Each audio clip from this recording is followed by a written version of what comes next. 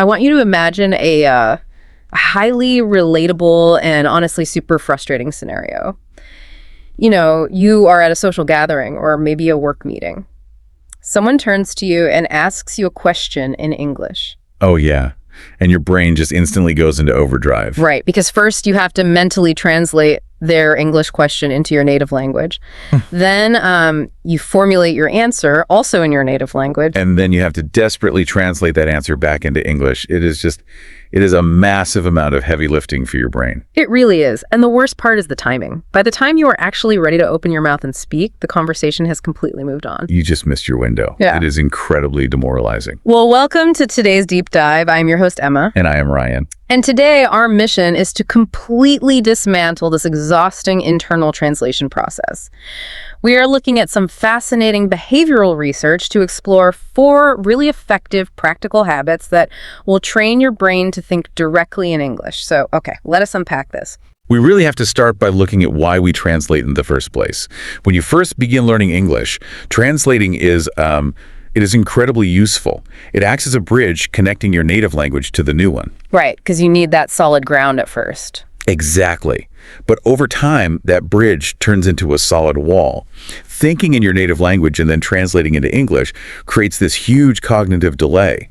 Fluent speakers do not do that. They just operate in a single step. I mean, it is kind of like learning how to ride a bike with training wheels. Oh, that is a great way to put it. Yeah, at first the training wheels keep you from falling over. But if you never take them off, they actually slow you down. They prevent you from truly riding freely. Yes. And to take those training wheels off, we need to completely rewire how we observe our immediate surroundings. Which brings us to habit number 1, labeling your world. Okay, so what does that actually look like? It means silencing your native language by naming physical objects around you in English. Look around right now and mentally label your environment. A chair, a table, a window, a cup of coffee. So you are just forcing your brain to connect the visual object directly to the English word. Precisely. And once you do that, you move on to what linguists call thinking in chunks. You describe daily actions as they happen with short, simple phrases like, I am getting out of bed, or I am brushing my teeth. I have to ask, though, does simply pointing at a coffee cup in your mind actually do anything to rewire your brain? I mean, it seems almost too basic. I get that a lot. It feels basic, but it is the essential first step. You are anchoring English to the physical world rather than to a translated dictionary in your head. Okay, that makes sense. But what happens when you actually have to talk to someone? That is when people experience the freeze, right? Ah, yes, the freeze. Your brain just stops working mid-conversation. And that is almost always caused by the immense pressure to construct a flawless, complex sentence. You just overload your brain trying to be perfect. Exactly. So habit number 2 is the solution. Think in simple sentences. Abandon the pursuit of complexity and just focus on reality. Express basic statements.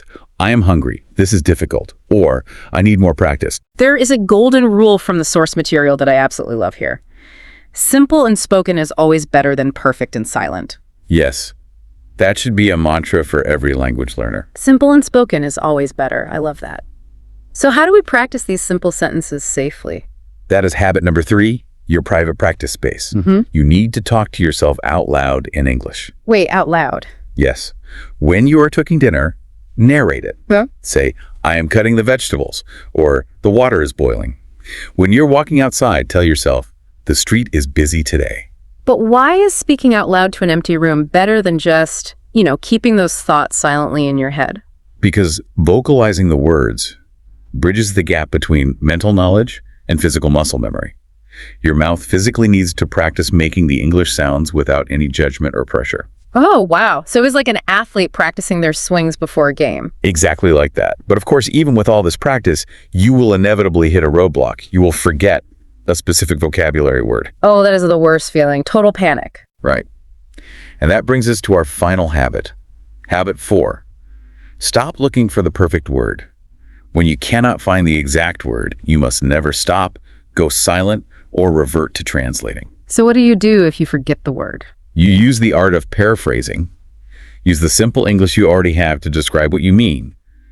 If you cannot remember the phrase traffic jam, just say, too many cars on the road. Oh, I see. If you forget the word exhausted, just say very, very tired. But wait, really, if we constantly rely on saying very, very tired, are we not sort of stunting our vocabulary growth? Shouldn't we strive for a word like exhausted? In a classroom, sure.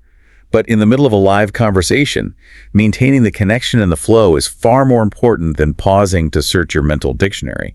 Even native speakers use this paraphrasing technique all the time. That is a really good point. We do that in our native languages constantly when we forget a word. We just describe the thing. Exactly. The goal of language is communication, not perfection.